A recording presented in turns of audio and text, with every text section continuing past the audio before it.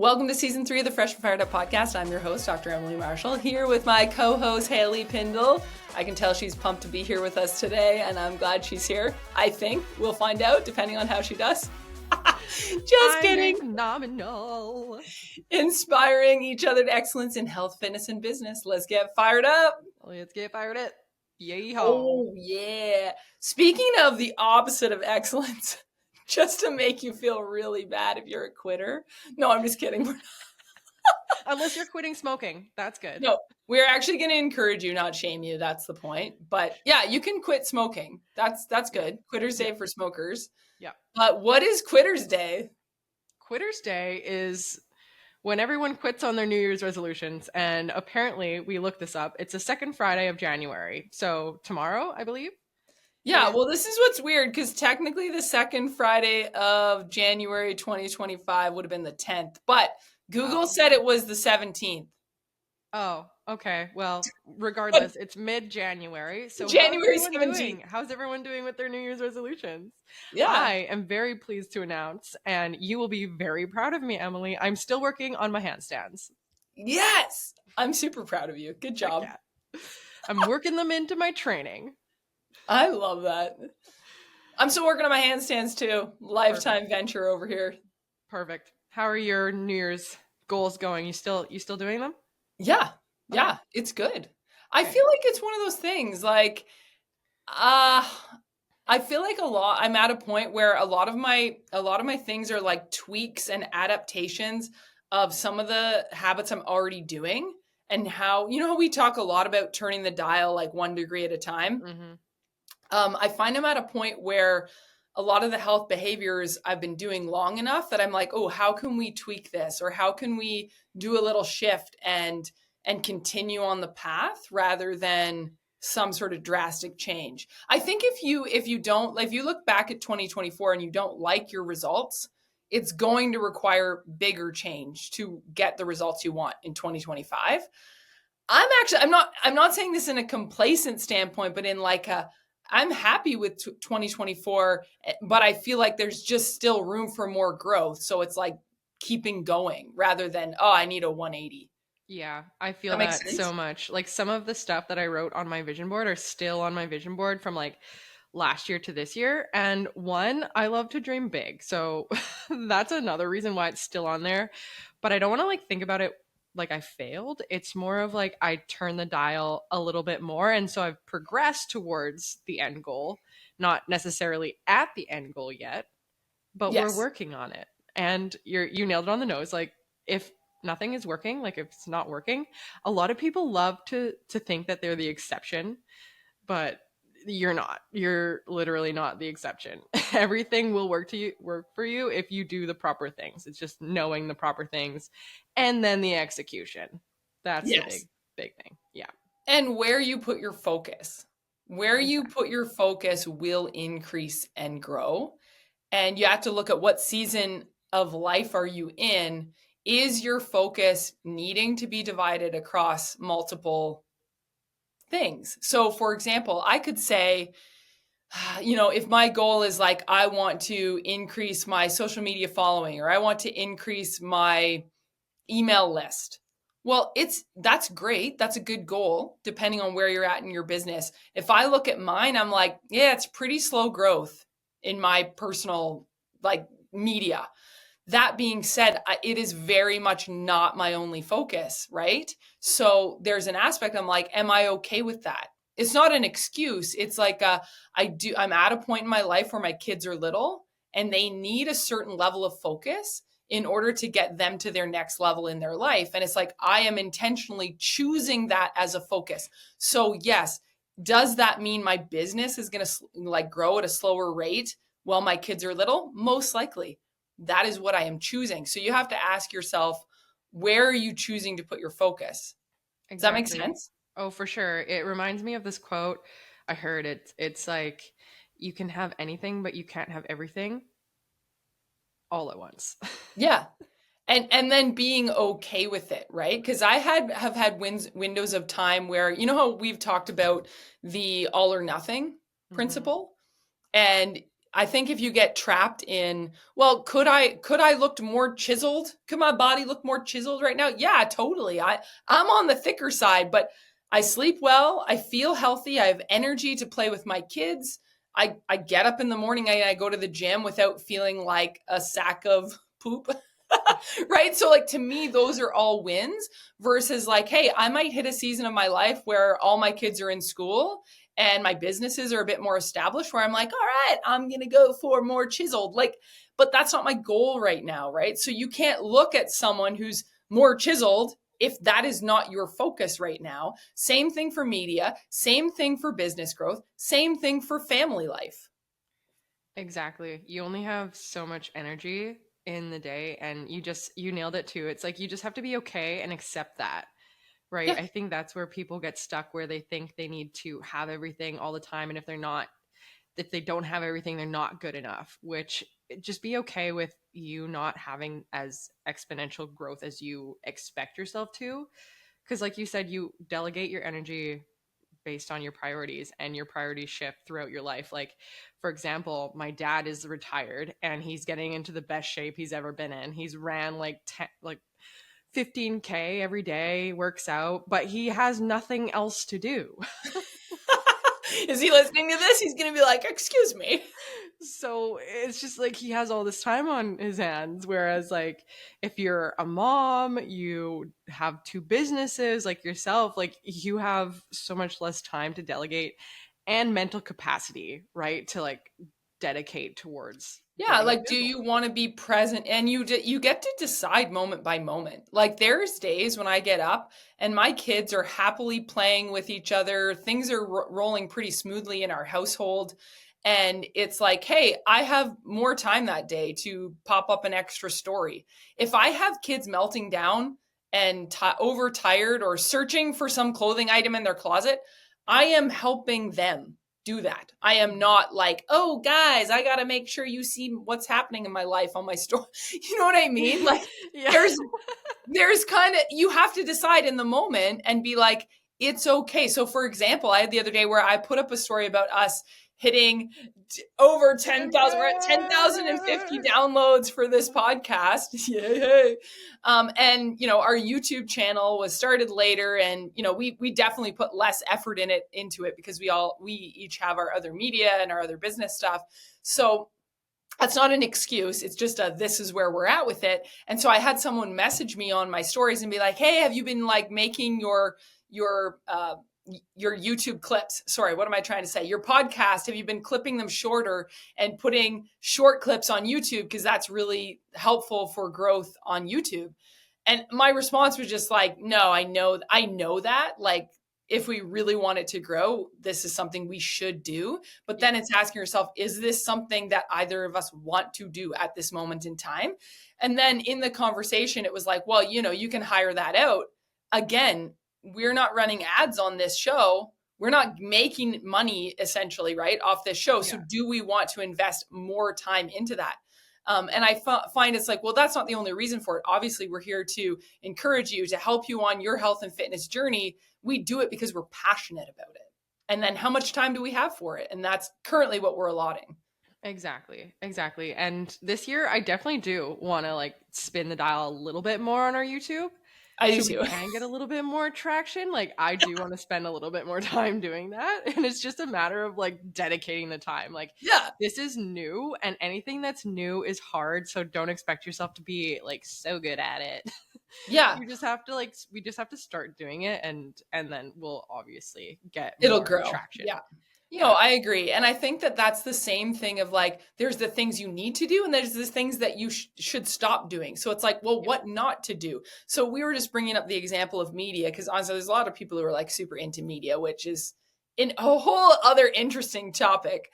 But if we bring it back to like the health and fitness side of things, right? Because we talk a lot about mindset, but then your physical health. I had a person the other day like tell me, "Oh, it seems like you have unlimited amounts of energy." Well, I put focus into my physical health, my mental health, my emotional health, my spiritual health, right? That all translates into the energy that I bring into the room, right?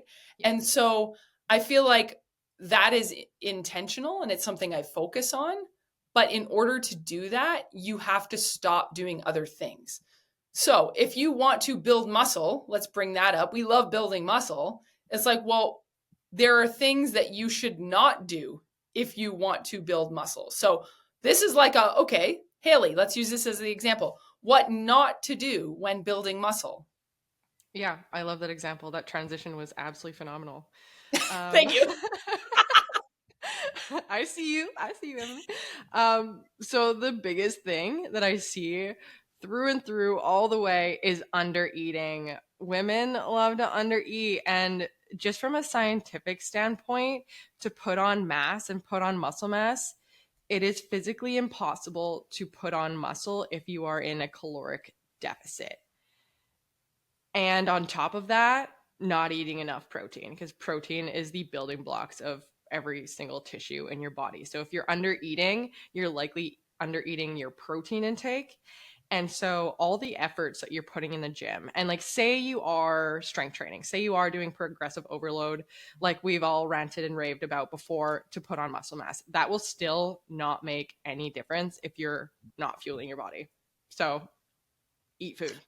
Well, and it's easier to, quite frankly, I was thinking about this for myself. Right now, I've bulked up. I've been eating more calories during my day. And quite frankly, I've ripped through 2 pairs of pants in the last week. Like I bent, man, I got the thighs. Baby, gross. Yeah, I bent down. I literally bent down to tie up my kid's skates. I'm in the arena and I just hear like rip and I'm like, oh, there she goes. We are getting some free air conditioning. I want to say I love that you can laugh about that too. Like that is such a superpower. Thanks. Yeah. One thing I'm good at in life is being adaptable. That's I maintain that because I just like went over to my friend. I'm like, hey, I got my kids on the ice. Can you text me if they need me? I'm going to run home and change my pants because they're completely ripped. She's like, let me see. And she's like, oh yeah, go, go, go.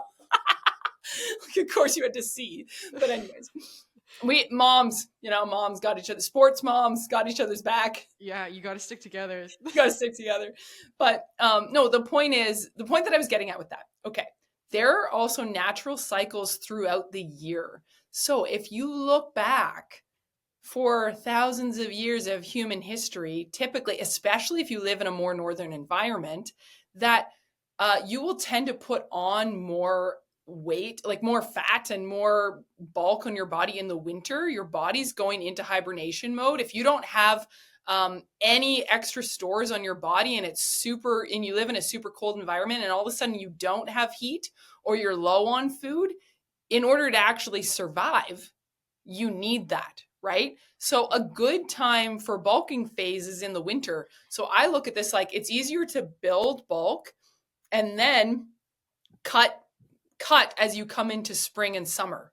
Like your body does have natural rhythms like that because it goes with the light as well. And so eating it like, not under eating, especially during the winter, and being okay with, oh, I feel like my body's getting bigger, but now you have that mass as you shift your training coming into spring and summer, that it's easier to cut down into the look that you want than have been under eating and not getting enough protein. And now you're like, oh, I just can't grow a butt. I just can't grow a butt. Like, no, you can't because you don't have enough on you to do so. Exactly. And you continuously don't have enough on you to do so. And it's like, and to your point, by the way, something really interesting is that's just a primal thing that happens. Primal, like, yeah. When you're in the winter, especially when we live in a colder climates, like being lean makes you feel really cold. And honestly, the uncomfort of being cold all the time is way worse than having more fluff on you. So totally. Naturally, you will just eat more and put on a little bit more thermal mass. Thermal layer. Yeah, exactly. It makes sense. Yeah, exactly. So it's just a primal thing that happens. So everyone likes to get inside of their head on willpower. The winter, I just let myself go. But sometimes it's actually like your brain saving you. And it's just a survival mechanism that we've had forever, right? Yeah. And we lose touch of that for sure. And the goal is just to maintain consistency in your health habits, like what we said about Quitter's Day. Not quitting because you're like so results focused that you're like, oh, well, I wanted these results instantly, so now I'm just going to quit because it probably doesn't matter anyway. No, you will, what's the quote? It's like you think in moments that you are going to rise to the occasion with willpower, but you'll actually fall back on your training in the moment. So you are now just training, like, these are the habits that I do. These are the habits that I do, regardless of the result, and to a certain extent, obviously. Yeah. But then you have already built in the habits. Then when you get in a season where you're like, okay, I want to, cut, or I want to go for this specific body form, you already have the habits of doing the things you need to do in order to get that result. Yeah. And I see this too a lot. I get a lot of like objections, especially for like people wanting to have a trainer, wanting to get into online training, but like, oh, it's not the right time. Oh, I'm too busy. Oh, this, that. But in those times, it's super important to build up your capacity because, like you said, you fall to the level of your like systems. Like you have a baseline, and that's the absolute bottom that you will hit, your rock bottom. But you can train it to level up, right? By doing harder things and having systems and creating habits and like, doing all of that and practicing it, right? That's the most important thing. But when everything's great and you have motivation, anyone could do something, right? You can work out when you're motivated. Everyone can. It's when you don't want to that you fall to whatever your baseline is, right? So when life gets busy, the kids are sick, your work is stressful, you're going to fall to what your standard is. So raising that standard by time and just practicing those habits is what you want to do rather than like expecting yourself to be perfect, obviously, and like waiting for the perfect time to start something because it's never going to be, never will be, and you're always going to fall to whatever standard you hold yourself to that right now. Yeah, it makes so much sense. So I think when we think about it, it's like, okay, well, what not to do? Not undereat. Yeah. Not undereat protein in specific, and not quit on the habits and routines that are going to move you towards your goal. And more specifically, I was thinking about this when you're training yourself to be consistent. There's two aspects. There's all the aspects of, progressive overload and building muscle, making sure you're lifting heavy enough to, exert yourself to be able to tell your brain and body, okay, we are in building muscle phase. But the other thing I was thinking about is when you feel like you're falling to that threshold of like, oh, I'm exhausted, or this stress happened and I want to drop off. And you feel like, well, I just don't want to do anything today. Do mobility work. I am saying this from an injury standpoint, because the other thing that's going to happen as you're trying to build muscle is you're going to injure yourself at some point. It's not like if, it's when. Yeah. It might just be a minor injury that sets you back. It might be a major injury that sets you back. The thing that is going to help to prevent injury the most as you're building muscle mass is your mobility. People underestimate that. I will harp on this. Your body is made to move in fluid movement patterns. So from a chiropractic standpoint, you want fluid movement through your spinal joints, but you want that in every single joint in your body to be able to move and load in different directions. That way, if you slip or if you fall, your joint can already go in that direction. So it's way less likely to injure itself. Yeah. How do you do this? Dynamic mobility, moving through ranges of motion, is huge. People underestimate this in their warm up and their cool down. And so even if you're like, I'm feeling gassed, I'm not able to lift heavy today. Literally just going through a deep squat motion or a walking lunge with a full range, or sitting in a squat with your feet together and rolling over your toes and ankles and working your ankle dorsiflexion and working your toe mobility. Don't underestimate your toe mobility, your wrist and your shoulder mobility, all of it. That's going to lead to increase in muscle mass because you're less likely to have that drop off cycle over and over again as you injure yourself because you don't have a proper range of motion. Exactly. And having full range of motion is super important for building muscle mass as well, like time under tension for sure. Yes. But you brought up a really, really good point of mobility because even as you get older, like your future self will thank you so much, because I don't know the statistics of it, but a lot of elder people or even like adult people can't even get up and down from off the floor, which is an issue. you should most definitely be able to do that. So if you don't want to even put on muscle, do it for your future self to be able to get off the floor if you fall and press your life alert. I agree. I totally agree. So far, this is good. So far on this topic of what not to do while building muscle, we have do not undereat, do not ignore getting your protein into you, do not be inconsistent with your health habits and your lifting, and do not ignore mobility. That's 4 points. How many points are we going for here, Haley? Well, I got another one that I'll bring up. Okay. I absolutely adore Stacey Sims, Dr. Stacey Sims. She's one of my favorite people, and she is exploring like women's health and athletics for women specifically. And what she's discovered as well is training fasted can be really detrimental to your muscle mass growth. So a lot of women have been following the paths of their partners because men typically train fasted. They don't eat till like noon or so. So we've been following in that suit, which has actually been not super great for our muscle mass development. We want to actually have about 15 grams of protein before our training in the morning. So if you are a fasted trainer, I highly, highly recommend that you have like a protein shake before you go train, just to make sure that your body senses that there is fuel and there is energy in your system, so it doesn't go into that catabolic state, which is muscle eating and like wasting away your muscles. Is there anything on eating right after training? Just curious.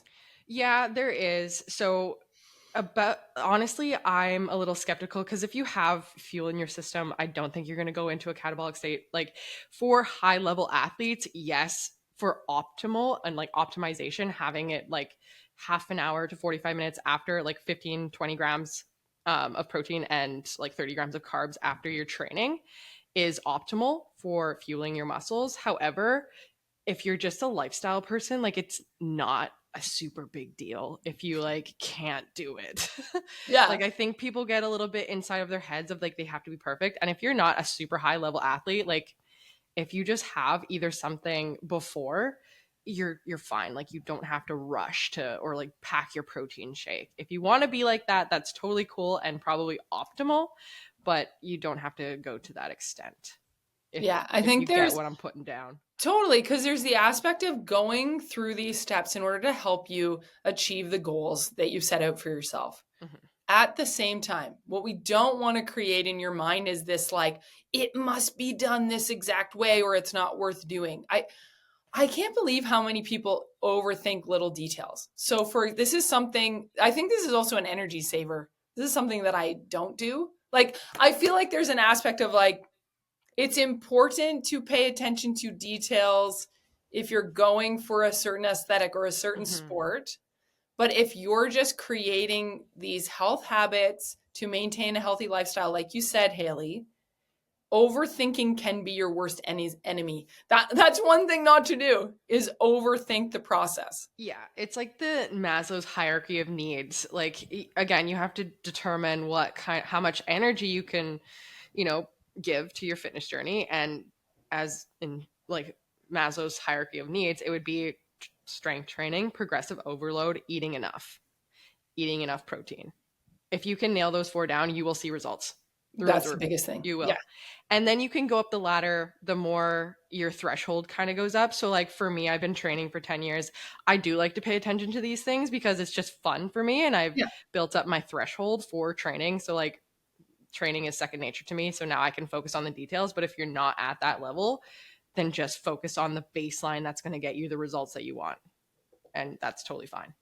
Yeah, that makes sense. And I feel like, okay, when you're thinking of this, so you brought up, let's bring this back to something really practical because you brought up not training fasted. Okay. Now, what does that look like? Getting protein into you. I brought this up the other day amongst friends, and it was kind of interesting, the reaction. Where it's like, oh yeah, if I'm in a rush and I just need to get some protein into me quick, I'll grab my shaker bottle and I will put some heavy cream in there, some water, 2 scoops of protein powder, scoop collagen, crack 2 raw eggs in there. Like this is how I roll, right? I just shake it up and I drink that sucker back. And they're like, oh, okay. Well, do you have to use egg whites? No, dude, I just literally, are they farm fresh eggs? I'm like, I just, as I open them, I'm like, are they bloody? Do they smell bad? No, I'm good. I'm just sucking this. Like, what about the texture? I'm like, I literally don't care about the texture. I'm just getting this sucker in me. And so it's funny because I'm like, if you're too fixated on, well, how much cream do you put in versus water? I'm like, I literally don't think about it. I'm just like, Yeah, all the sound effects for you guys. Do you know what I'm exactly. saying though? Oh, But for sure.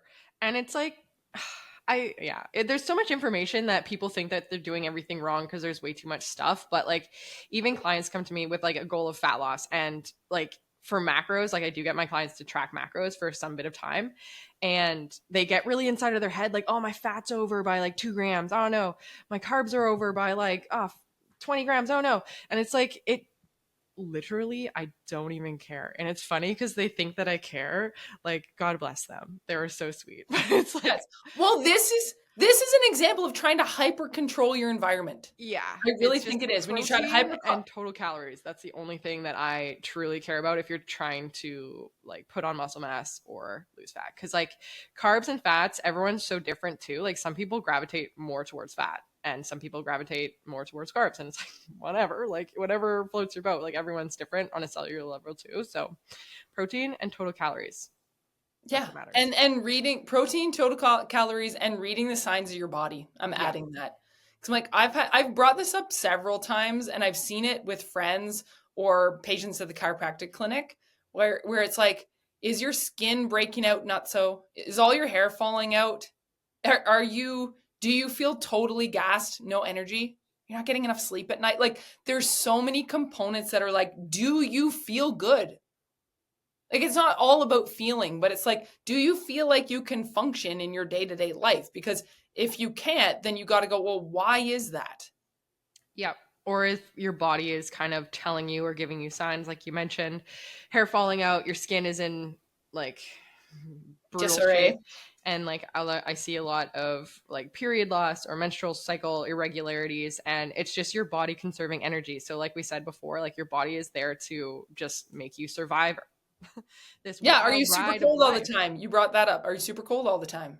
Yeah, or you're super cold all the time. Like it's very, your body is super efficient. And if you notice the signs and are like self aware enough to notice the signs of like, hey, my body does not have enough energy to like even function these other processes of my body. Like I see a lot of digestive issues too, where it's like, oh, I'm on this different probiotic, prebiotic, but I'm not eating anything. And it's like my there's something wrong with my stomach. Well, maybe your body just needs some food for it to function properly. You know what I mean? Like it's not necessarily you have IBS. Like you might not even have some gut issues. Yeah. You just might need to fuel your body so it can do its own thing and actually function properly. Yeah. That's so interesting you say that because I look back at my journey with food and there's so many times where I was like, man, I can't handle corn. I can't handle wheat. I can't handle dairy. Like I just said I use heavy cream. There was a phase where I was like, I could not have heavy cream. And I'm like, oh, I'm lactose intolerant, or I can't do this, or I can't do that. And then when I look back at those phases, now my body can handle so many more foods now than it could because I was like overtrained, hyper stressed, like in phases of grief from loss of loved ones, or my home life didn't feel as stable with my husband and I weren't on the same page during different phases. And I look at like environmentally now, how many more foods my body can handle because John and I, our relationship's in a good place. We both feel good about what we're doing and caring for our family. We spend more time together as a family. I spend more time praying. Like my brain is physically in a better state most of the day. And it's amazing how many more foods I can eat. Yeah, Oh, exactly. And it's stress is so big. Like we mentioned on the last podcast we did with Camilla, yeah, it is so, it controls your body. totally. And it's also the most energy demanding organ of your body. So feed it. Yeah. Well, and it's interesting because when you're in that high cortisol state, when you're in the flight phase, you're not in rest and digest. Your Mm-mm. body digests best. I'm Dr. Zeus now.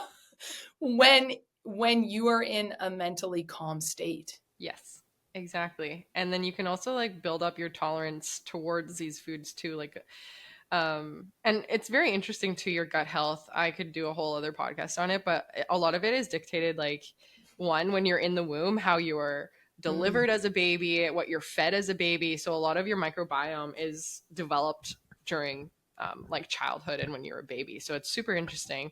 But like you mentioned before, like you thought you couldn't handle dairy. Like some people think they can't, but they just lack the enzymes, and you can actually build that up over time. It's kind of like sugar. Like if you have a sugar addiction, it's typically because you're eating so much sugar and you're feeding the enzymes and the bacteria in your gut that love sugar, so it makes you crave it. But if you starve them, then they kind of die off and go away, and then you can have the other ones that are actually beneficial for you to flourish. So you do have a little bit more control than you think you do. It's not just like, oh, I have IBS. Like, yeah, it's over time. You can shift that. Yeah. I know what you mean though, because you can have that baseline threshold. Like I might have brought this up on other episodes, but I was on a ton of antibiotics as a baby because I had a lot of ear infections. And so that, I think that messed me up for years. And I'm now at a point where I've a lot has healed in my body. And I feel like it's one of those things where there are still thresholds though for me that I notice that might not be that same threshold for someone else. So for example, if we get corn, remember I said I don't handle corn super well. I have built it up enough that I'm like, oh, I can have a few corn chips. Whereas before I couldn't even have a few. But if I ate a bag of corn chips, I would not feel well versus someone else could maybe handle that. So it's like, I know you start to develop this awareness of like, where is my body at right now? And I think you can work with that if you're aware of it. It's when you have zero awareness and you're just like, I don't know why I feel like crap. Exactly. And I see that a lot too of like gluten, and people just kind of cut out bread especially when they really enjoy it. I hate to see that, where it's like they think they have an intolerance to it, but it's just because like someone on the internet told them to cut out bread that they're now doing it. And it's like, well, if you don't have an intolerance and you don't feel bloated, you feel good after eating it, like why break something that's not broken? Right. Well, it's interesting. I've totally been that person too. Yeah. Like, and I will have some bread now. But no, for years I didn't have any at all. And I really genuinely in those moments couldn't handle it. Like my body would feel like arthritic. But it's this layering of all those different things, the stress points, the how you're training, the how much water are you consuming, how much are you sleeping at night. It's so fascinating. Whereas I think people want to hyper fixate and say it's just the food that I'm eating. Yeah. That's only one component of it. Exactly. And then there's like the pillars, I would say, are like your nutrition, and there's a bunch of levels to that. Your training, sleep, and stress. So I mentioned sleep. Like how you respond to stress. How you respond to stress, for sure. And also like there's physical stress. So if you're putting your body under like diet after diet after diet, overtraining, that's a physical stress. And then you're probably not able to handle your mental stresses either, because your body is just in this constant flight or flight, like you mentioned. So it's just this little thing, this rollover thing of your body is just in stress. And if you don't know that physical things that you're doing can cause you to go into that fight or flight, then you're just going to keep doing what you're doing, and you're just going to continuously be in this stress state. I think because like I deal with a lot of people who come from disordered eating paths, and they do have a lot of like anxiety and things like that. And some of them think that it's all mental, where your physical also has an effect on your mental. So like therapy is not your only answer. Like you need to be taking care of your body and making sure that it can function for you to like tackle these stressors of life. Once you're at a good set point and homeostasis of your body, and it's being fed, it's not overtrained, feels good, can go into rest and digest, your sleep is good, then you're way more able to handle life stressors, right? No, I totally agree. I was just getting a phone call coming in as you were saying that last part. So I looked down, I was like, shoot, is my phone on silent? Sorry. All good. Distractions. We're talking about staying focused, right? Stay focused, Jem. Come on. No, I completely agree though. I completely agree with like making sure that you have that level of attention to what can allow your body to go into rest and digest and not continually be in that fight or flight state. Does that sum it up?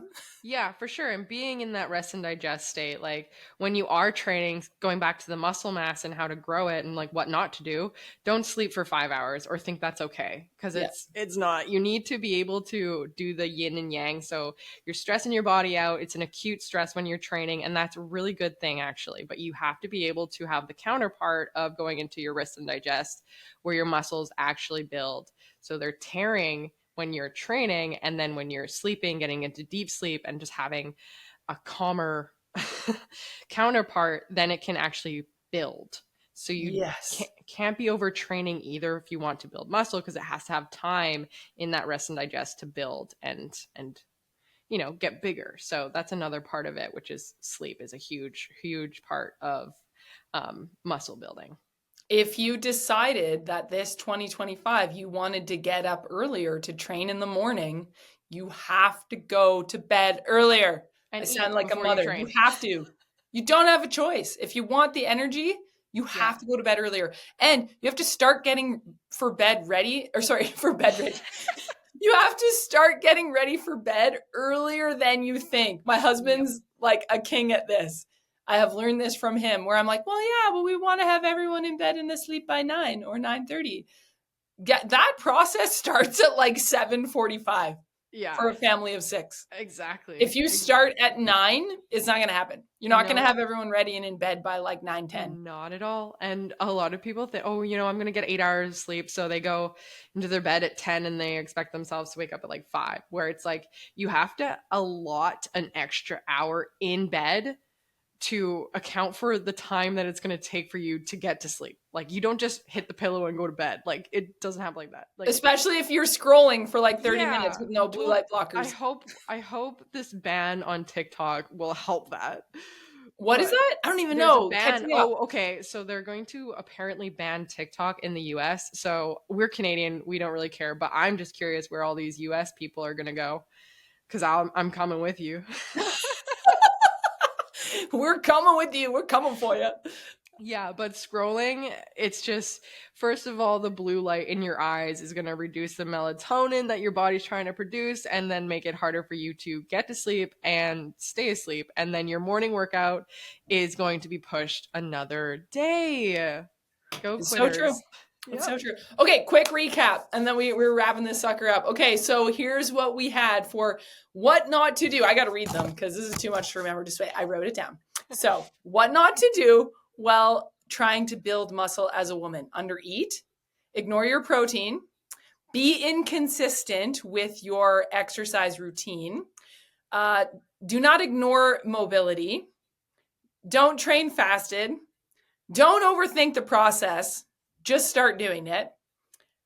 Do not ignore your stress response, and do the things that allow you to calm enough to get into a state of rest and digest. And don't do a bunch of scrolling before bedtime. Just go to bed. Those are 8 amazing tips that we just gave the listeners. Go us. Oh, we love and appreciate you guys. And we are pumped to see you out there building muscle 2025, not quitting, but bulking up. Heck yeah, we are. All right. Share this episode with a friend. Make sure you rate and review it. Click the subscribe button. And in the meantime, be free, feel fresh, and live on fire. Hell yeah.